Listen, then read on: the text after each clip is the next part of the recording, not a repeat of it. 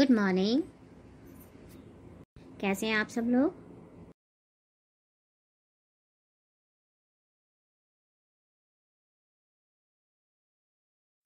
Good morning ma'am. Good morning ma'am. Ma'am, ये चित्र में क्या है? ये तो सब प्रार्थना कर रहे हैं। हमारे स्कूल में भी ऐसी प्रार्थना होती है। हाँ बच्चों, ये प्रार्थना हो रही है और इस प्रार्थना में हम सुबह प्रार्थना करके ये कहते हैं कि हमें हमेशा सही रास्ते पर लेके जाएं, हम कोई गलत कार्य ना करें। यस मैम, हम लोग यही प्रार्थना करते हैं कि हमें हमारी मैम आज पिटाई ना लगाए और हम सब सुना दें। देखो बच्चों, ये सुमित्रा नंदन पंत है। आज हम इनके द्वारा रचित ही कविता पढ़ेंगे, चिरमहान। पहले मैं थोड़ा सा इनका परिचय दे दूँ आपको कि सुमित्रा नंदन पंत का जन्म कहाँ हुआ था, इनकी क्या रचनाएं हैं। प्रकृति के सुकुमार कवि सुमित्रा नंदन पंत का जन्म 20 मई सन 1900 ईस्वी में अल्मोड़ा के निकट कोसानी ग्राम में हुआ था। इनकी प्रारंभिक शिक्षा गांव में ही हुई थी।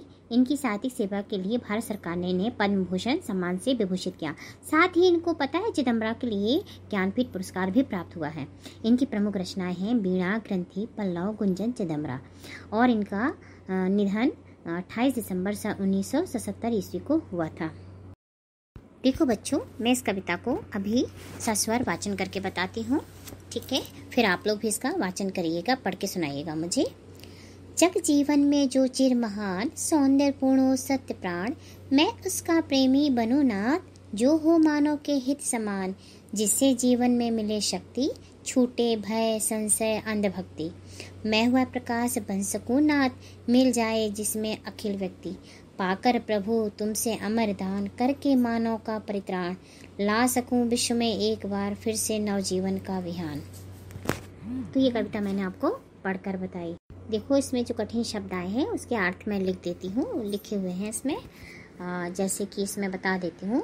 जगजीवन का अर्थ है संसार के लोगों का जीवन, सत्य प्राण जिसका हृदय सत्य से भरा हो, मानव हित के समान जो समान रूप से मनुष्य की भलाई करने वाला हो, अंधभक्ति बिना सोचे समझे किसी के प्रति निष्ठा का भाव रखना, अखिल मतलब संपूर्ण संसार, परित्राण मतलब पूर्ण रक्षा, विहान प्रातःकाल भोर।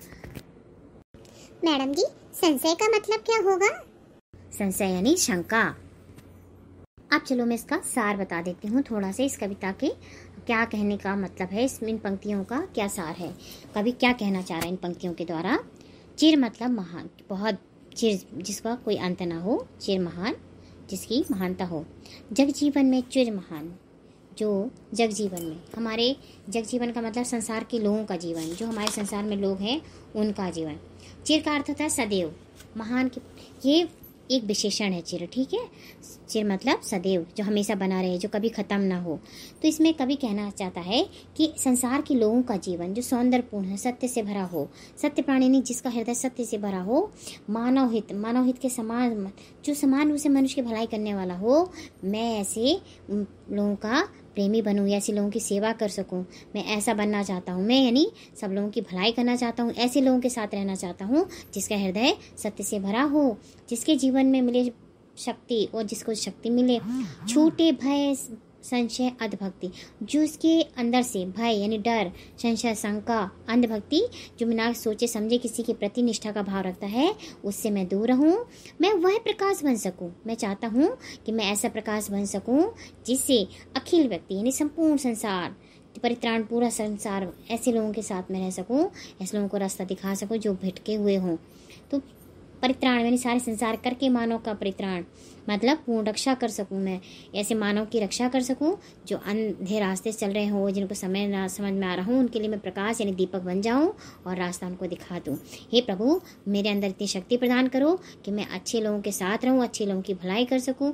ये मेरे, और जो इस संसार में प्रातः काल यानी नवजीवन का विहान लाना चाहते हैं, जो अच्छा करके अच्छे के रूप में प्रकाश लाना चाहते हैं, नया संसार नया सवेरा लाना चाहते हैं, मैं उनका प्रेमी बनूं। हे ईश्वर, मुझे जितनी शक्ति प्रदान। तो ये बेटा थोड़ा सा है, इसका सार बताया मैंने आपको कि बस ये चाहता है कि मैं सही रास्ते पर चलूं।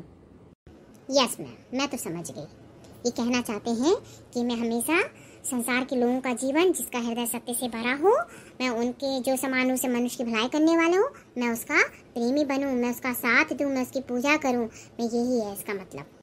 बिल्कुल सही। वही है। कहते हैं कि जो हमारे देश के लिए हमारे अच्छा करना चाहते हैं, मैं ऐसे जो हमारे देश की रक्षा करते हैं, मैं उसका प्रेमी बनूं, वो कभी ये कहना चाहता है। बिल्कुल सही बच्चों। तो मैंने इसके अर्थ भी बताए और आपको इसका सार भी बताया है। अब मैं इसमें थोड़ा सा कुछ शब्दों के अर्थ दूंगी, उसको मिलान करना है। देखो बच्चों, इसके सामने लिखते हैं, एक थोड़ा नीचे हो गया है, आप समझ लीजिएगा। इसका मतलब है मैं उसका प्रेमी बनूं नाथ, इसका अर्थ क्या है? मैं वह प्रकाश बन सकूं, इसका अर्थ इसके सामने लिखिएगा। ला सकूं विश्व में एक बार, उल्टा सीधा लिखा है तो आप इसको सही सही करके लिखना। हाँ बिल्कुल सही, मैं बता सकती हूँ कि किसका मैं उसका प्रेमी बन सकूं, इसको उसके सामने लिखना है। तो बच्चों ये आपका पाठ पूरा हुआ। इसमें देखो चिर जो है विशेषण है और इससे महान में लगा हुआ है, तो चिर मतलब सदैव। इसी तरह और भी शब्द आप बनाइएगा, चिर जैसे चिर नवीन, ठीक है। आप 3-3 शब्द बनाइए।